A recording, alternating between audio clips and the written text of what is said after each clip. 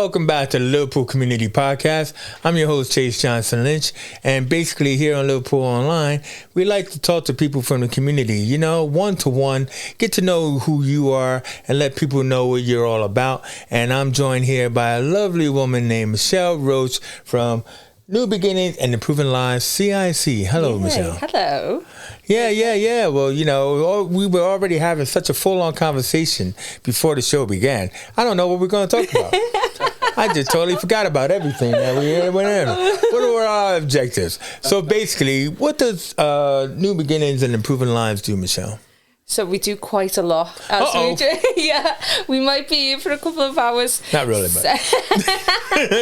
So we do, our main projects are our mental health, our Box and Mental Health, which falls under our Boxwell Liverpool programme. So we do separate groups, men and then women. I love this bit because, like, usually, like, I think we talk to the Inclusive Hub. Oh, yeah. And, you know, and it seemed like their focus was more, like, on men and still mental health and stuff like that.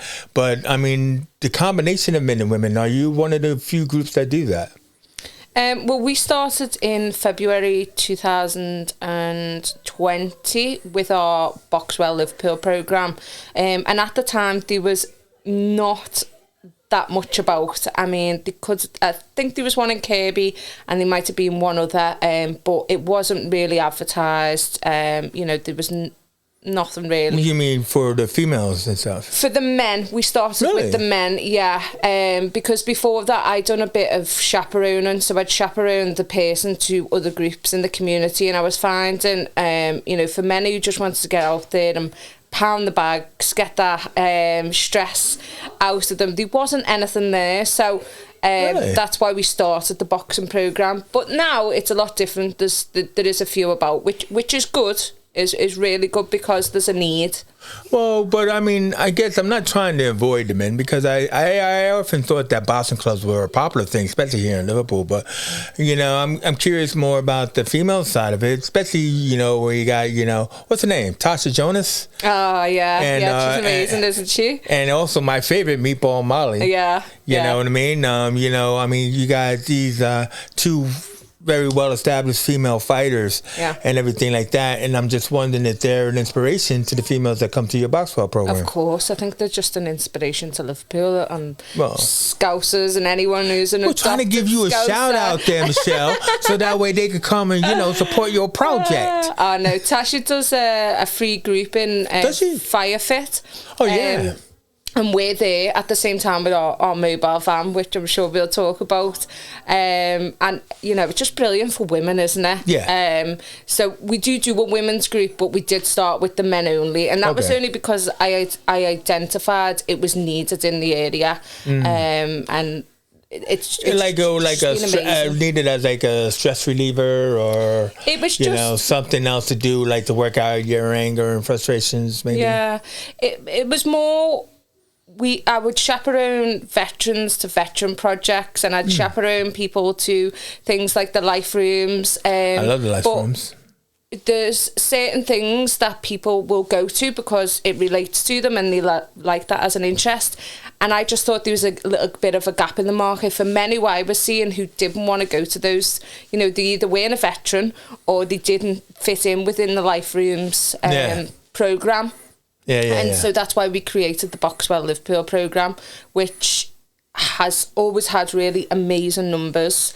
And it wasn't until a good few months later that the women's programme came in, and that was because women were like, why are you doing that for the men but you're not doing that for the women? Because you don't want to get hit in the face, do you? Yeah. So we started a women's one, and again, it's all down to funding. So if we could get the funding for the women's, you know, but we've done both since. We keep them very separate. But we do 4 sessions a week now, so we've got 2 women's and 2 men's, so it's really good. So I mean, like, do you advertise this? I mean, you want to give a shout out to like a link where you say, hey, if you're interested in Boxwell over here at New Beginnings Improving Lives, just, you know, you know, I'm not going to put it on the screen, but you got to tell me. You got to subscribe now. No. We've got we've got our website, so you can go to www.mbil-community.org. You can self-refer on there, or you can just turn up, because we want to make it as simple as possible. They're free. Water's provided, and you can just turn up, but we understand that people with a mental illness can sometimes not be able to do that, and they need that extra bit of support, and we offer that too. So we take a couple of our service users to the group and return them home. It could be that they've previously been involved in gangs and they're coming out of that now, or they're trying to get into recovery but they're not quite there, and if we don't give them that gentle push, they won't turn up. But they enjoy it whilst they're there. So there is a lot more that goes into it, and it's very hard work, but it's very rewarding as well. So now also too, it's like, it's not a secret Batman location. You said that you're located at the Rocky Lane Community Store, which I'm pretty sure a lot of people heard of and everything else like that, but probably didn't know what was behind those closed doors. You know, especially now that you had gotten like some funding over time to add like add on 2 floors. Yeah. So tell me about what's going on at the Rocky Lane Community Store. So the community store is based on Rocky Lane. It's in Anfield. The store itself has been open, I think it's 1.5 years now. It was opened by the lovely mayor, Joanne Anderson. Joanne Anderson. Shout out to Joanne, she's lovely. Yeah. We didn't do any great advertisement about it, because it was a bit of a worry. Wasn't it during the pandemic though? In the pandemic, we run a food bank. No, I mean, you said you opened it 1 year ago. 1.5 years ago, we opened it. Yeah, so wasn't that during the pandemic though? Because I think I remember. Yeah, it was at the end, so we still had our signs up, and we all had to have the hand wash and practice like one in at a time and stuff. So we did open it at a really scary time. Yeah, because I think I remember this time, you know, because I know Anna Rothery. Yeah. And it was like when food was a big priority. Yeah. You know, getting it out to the community, and that's where I think I remember seeing the store. Yeah. And stuff and everything, what you were doing. But like you said, it's hard times. But it was really hard times. I think Anna, I've never met Anna, but I think she had a food thing in LA. Yeah. Because our food I'm bank, from LA, so. Yeah, I love LA to do a lot of work in LA. Right. Our food bank, which ran from the start of the pandemic and was delivery, obviously. We got up to like 300 parcels a week we were going out to, and we had the fire service volunteering, we had the probation, we had like 5 vans going out at one day with all these things. I remember this was really like a big, it was really, looking back now, I don't know how I did it, or, you know, all the Isn't it good that you can look back now and go, that's back there? Yeah. As opposed to in here? Yeah, because you say I couldn't do that again, but you probably could. Yeah. But it was a very, very stressful time. It was a whirlwind of stress. It was hard. It was really hard, and I don't think people fully appreciate how hard it was. Well, it's good to hear how you survived that and you're still working it, because, you know, now you seem to be running. Hold on, I want to get this right. An ice cream converted pantry van in the community. So now this is an ice cream truck. Doesn't have a ding, ding, ding, ding, ding, ding, ding, right? But it looks like an ice cream truck. Yeah. You said it looks like an ice cream truck. Still you fooled some kid. Yeah. We fooled the kids, yeah. And it was crying. I was like, we had to give him some chocolate because we never had no ice cream.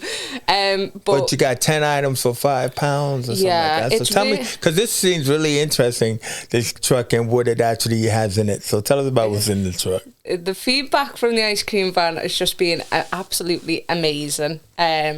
When I get crazy ideas. Sometimes I run with them, sometimes I don't. But there's always, my mind's always thinking of, you know, things to do, or they just pop up.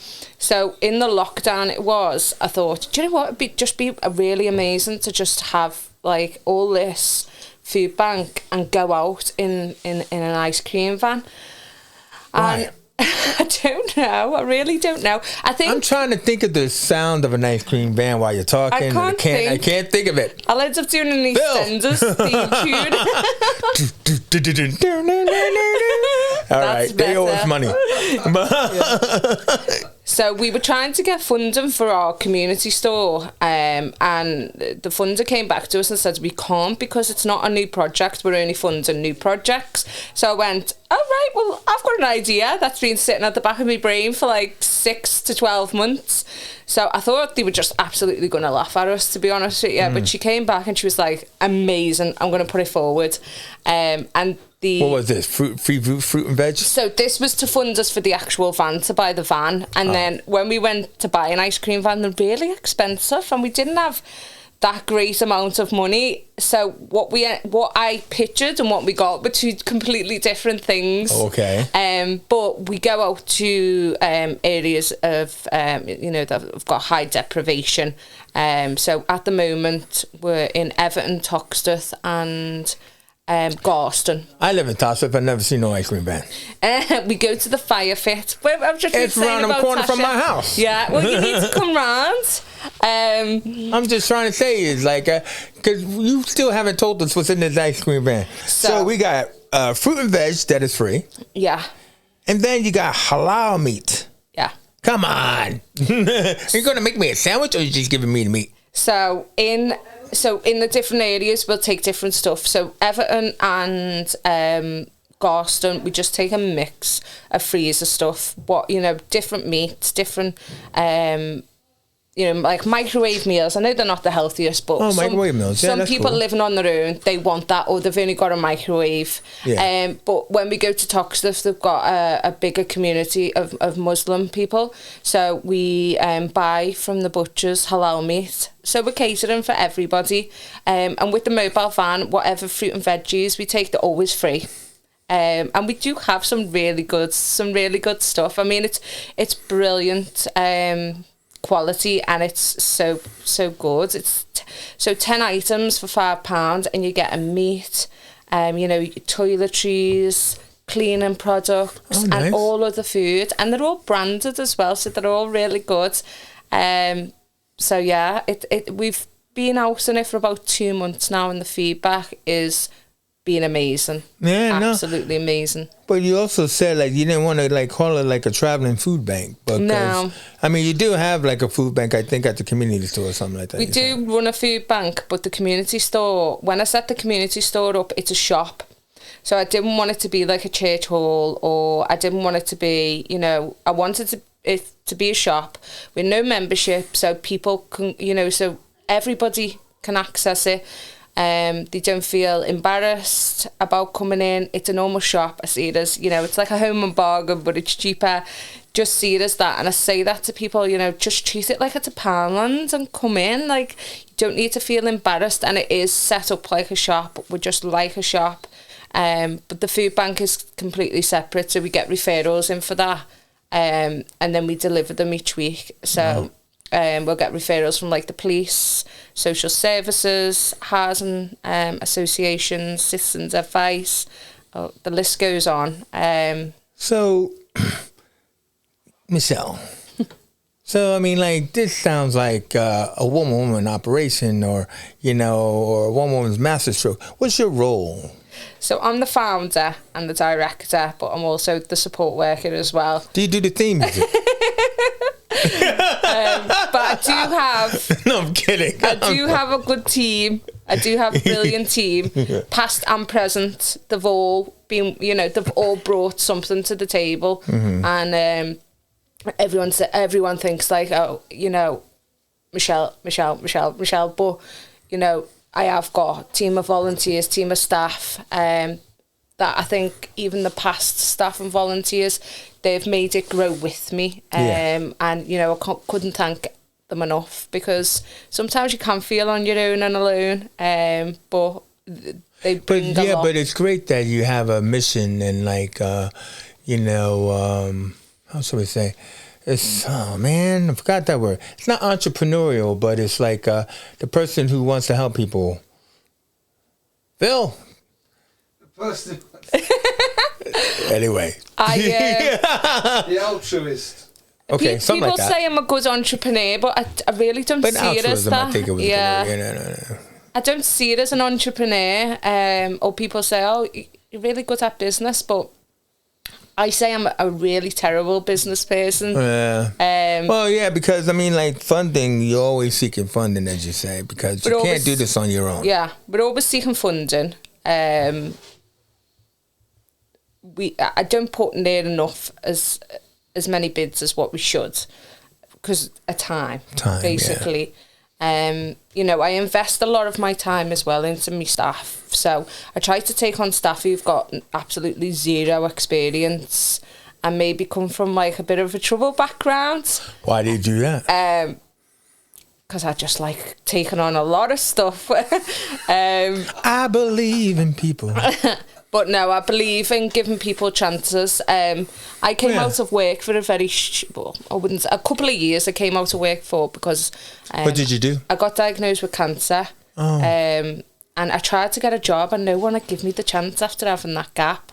So I think that stays with me in terms of I want to take on people, I want to give them that chance, and I want to see them then go on from us and then flourish. So, you know, I do that and I think it's good, and I love to see them then going on to other jobs that, you know, will give them more prospects. But it is sad when they go as well. I do feel sad because I'm staying. But it's also good as well to see, like, when they came to us, you know, they had zero confidence, they had zero experience, but now look at them. So, you know, that's good. Without, you know, that's a project in itself, I suppose. It can be very hard, but it's very rewarding as well. Well, you were talking about the Boxwell program, of course, but then when you set up the levels up upstairs, you started to offer more opportunities for young people. Yeah. And stuff. So can you tell us a little bit about that? So we are part of the HAF. Mm-hmm. We're part of the HAF ourselves. I think everyone's me and Michelle almost had a fight over it. Yeah. What time did you get your email? Yeah, I know, right? We almost came to blows. She almost jumped over the table here. Just everyone will believe that as well. I believe it. But go ahead. That's only because she's passionate. I'm very feisty. And passionate. Okay. So we do the HAF, which is absolutely brilliant. I love it. I love seeing what everyone else is up to as well. I think it's just amazing. We do funds of football, but in our building itself, we also do like a small, call it MBIL Kids Club, which is for a smaller group for children who really struggle in a larger group setting, ASD children, ADHD, and similar. I said before, it's not just aimed at that, it's open to anyone, but we kind of like to bring those children in. We take on a level 2 qualified members of staff. One's a level 7, one's a level 4, and they then run that, because I'm absolutely hopeless with children. No, they're just more, you know, tolerant. They're more tolerant, yeah. They've got more time, and I think we need to invest back into the children as well. They've been trained for a number of years, so you know, give them the role to do it, and it's also giving them other opportunities as well in life, isn't it, for the CV? So I always, I love giving people opportunities, because I feel like in past, I think we've all been through it where, you know, you're eager to do something, but no one's quite give you that opportunity.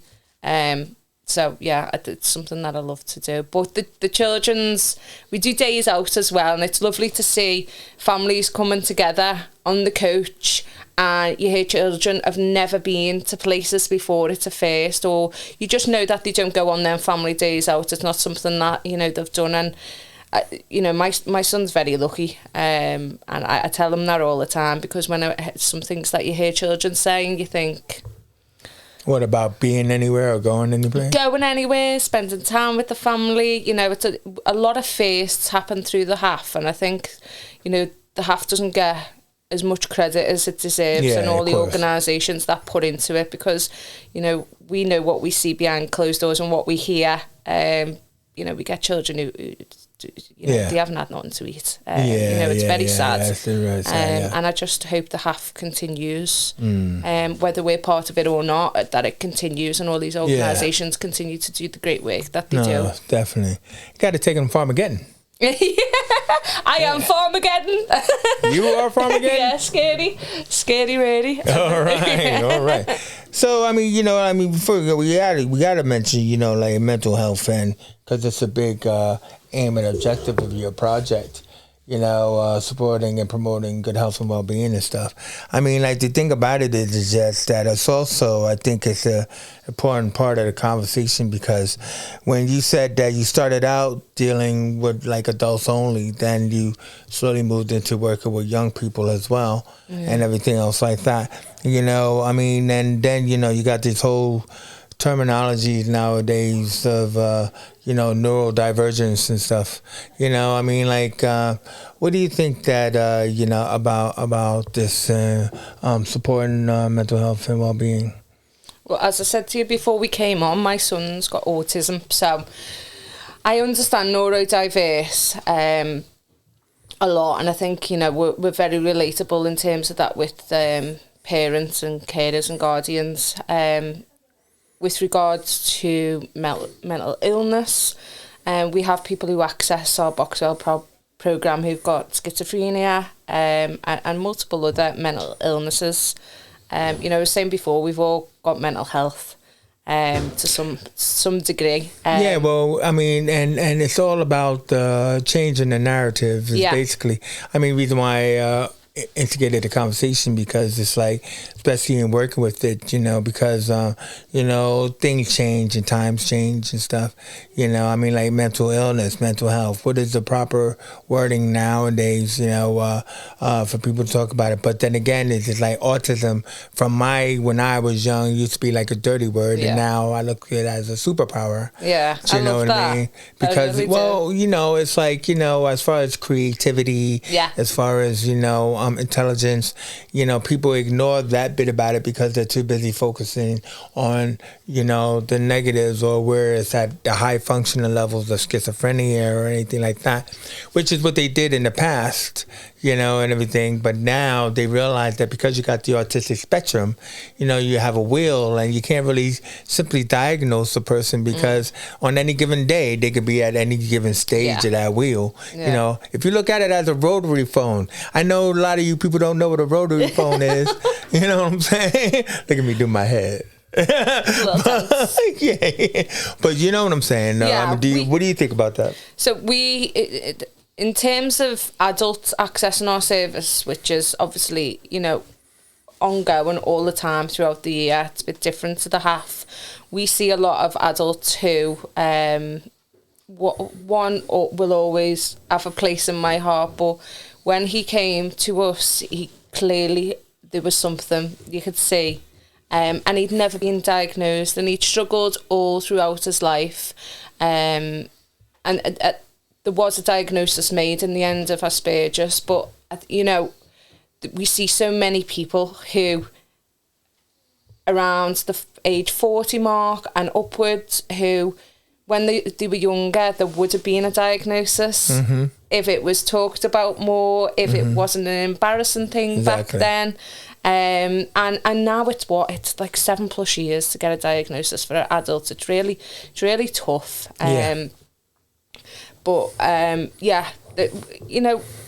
We see that, and it's really hard. But also too is that having a diagnosis or some type of diagnosis, there seems to be more of a positive than a negative nowadays, because like with my son, when he was diagnosed early on, it was like, at least I know what I have now. Yeah, my son was like that. My son's 9. He was diagnosed only last November, but I always knew something. Exactly. From a young age. And how did that help you, knowing that there was a diagnosis? At first, I cried my eyes out, and I don't know why, because he is who he is. And he is so intelligent. He's got his own mind. He's got his own style. And he's a brilliant child. But I think I felt relief for him. But I also think it's important to say I cried as well, because, some parents could feel, a little bit... they could go tough on themselves for that, or, I didn't cry because... my child's got autism, what am I going to do? I think I felt a little bit of relief as well, because I always knew, but I didn't do anything about it. And I think a lot of parents will be like that as well. Obviously, I'm in the job that I'm in, and I didn't press for a diagnosis. I knew I was going to, but I didn't know when the time was right for us. Yeah. And I think I'd done it exactly when the time was right. Yeah. You know, I think it's important to do it before they go into secondary school. But yeah, you know, my son Finn, he's great. He's funny. Everyone loves him. He's funny, but he's very hard work. Very hard work. Yeah, no, definitely. I totally can feel you, and I just think that there is that feeling of comfort of knowing that you're not the only one, where most of the time that's the first thought in your mind. Yeah. Is that this is just me. This is only happening to me. Oh, what was me? Yeah. And everything else like that. And when you start to learn that there are other people, that's why I asked about, you know, like in your organization with your adults, do you have like groups being able to share their stories or support of one another? So we have separate like WhatsApp groups which are accessed 7 days a week. We've had those for a couple of years. We do like meditation after the session. When we're able to, we'll have like group discussions as well. We don't do that nowhere near enough as what we should, but again, it's just down to funding. We're going to be starting a warmth hub soon, which is going to be a place where... A warmth hub? Yeah, it's something that we shouldn't be doing in 2022. Why not? But it's in response to the cost of living crisis, and we want to create... upstairs in the building, we want to create a place where people can come, they can chat, there's support there, and we offer a free warm cooked meal. So we want to start that like quite immediately, and then until the end of January, may extend it if it's still cold. It's just all down to people not being able to heat their homes, not being able to eat. Right, yeah. So it's going to be a place of warmth, but we also want it to be quite relaxed, but also the support there if people need it, and have volunteers there who can, you know, have just nice chats, nothing too formal, just really informal, really fun, and, you know, make it feel as welcome as possible, that people don't have to feel ashamed to come in and get something to eat, and just make it nice, just a nice environment. Well, I mean, it sounds fantastic, Michelle. I mean, especially the altruistic nature of what it's all about. You know, I mean, because mainly, you're coming in with a good heart of like trying to support people. Yeah. You know, and in times like these, you know, and especially when you say like the warm pub, it's cold out there. Do you know what I mean? It's cold in here. All right, Michelle. You weren't supposed to let people know that. I had two coats on before we sat down and everything like that. Thanks. But it's warm. It's cold in here. Thank you. But either way you look at it is, how can, because you're always seeking funding, like how can people help in the support of your project, New Beginnings, Improving Lives? What do you think? So we have a donate page on our website. So Ooh, donate page. A donate and what page. Is that? So it's just it tells the you link, Michelle. Don't you understand how this works?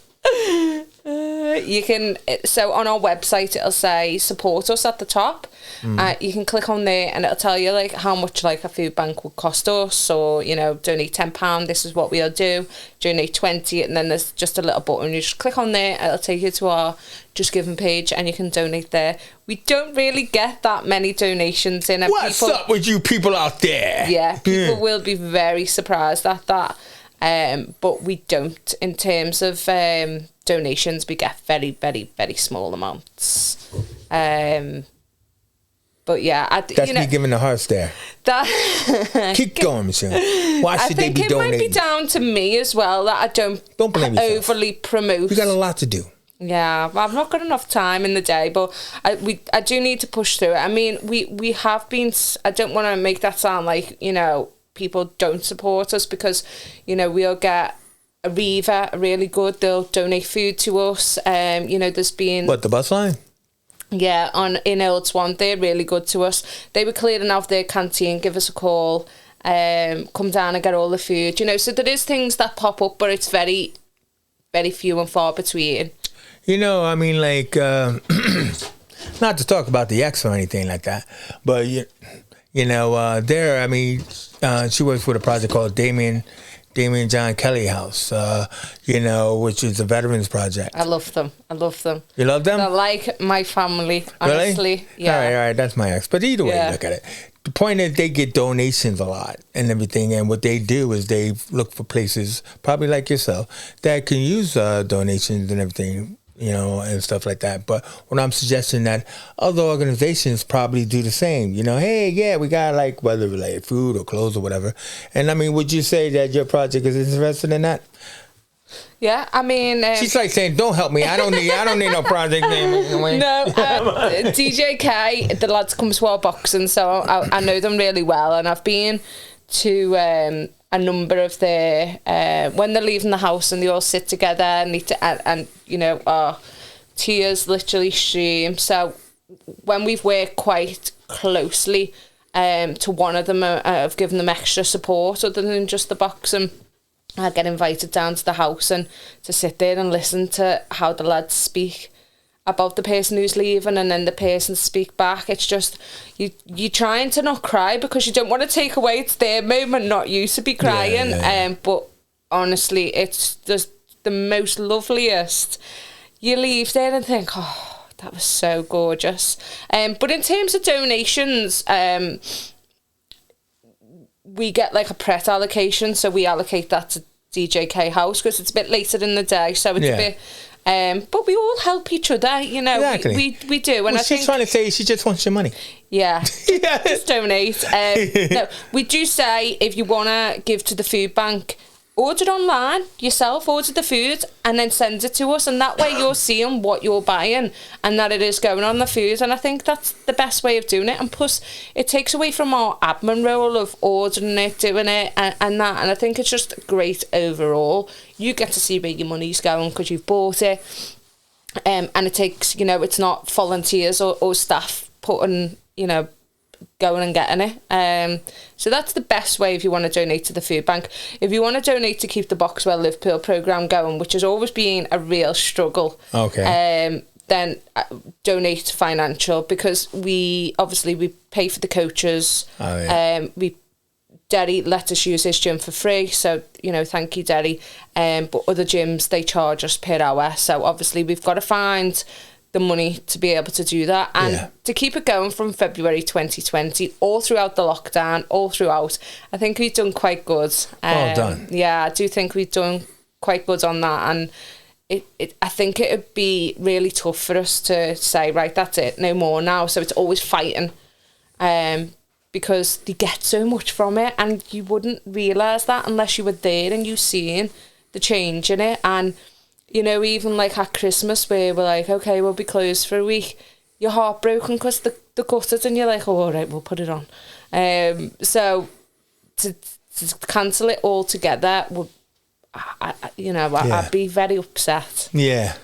Well, we don't need to see Michelle very upset, do we? I mean, seriously. Oh, no. Anyway, I'd like to thank you very much for coming in and sharing your story. It's been a pleasure. Has it been a pleasure? Yeah, it has. It really has. It's been a pleasure. You've been lovely. Been so nice. No, definitely.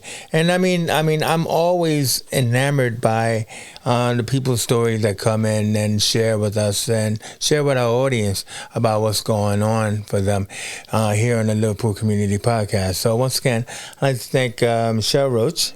Thank you. Yeah. New Beginnings, Improving Lives, and everything like that. Where's that on?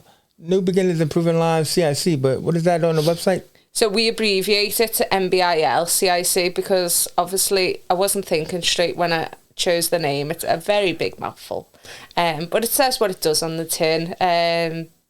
But New Beginnings, Improving Lives, or people say NBIL. NBIL. All right, nice one. And everything like that. So I'm Chase Johnston-Lynch, and if I had headphones on, I'd be taking them off right now and saying, hey, and we out of here.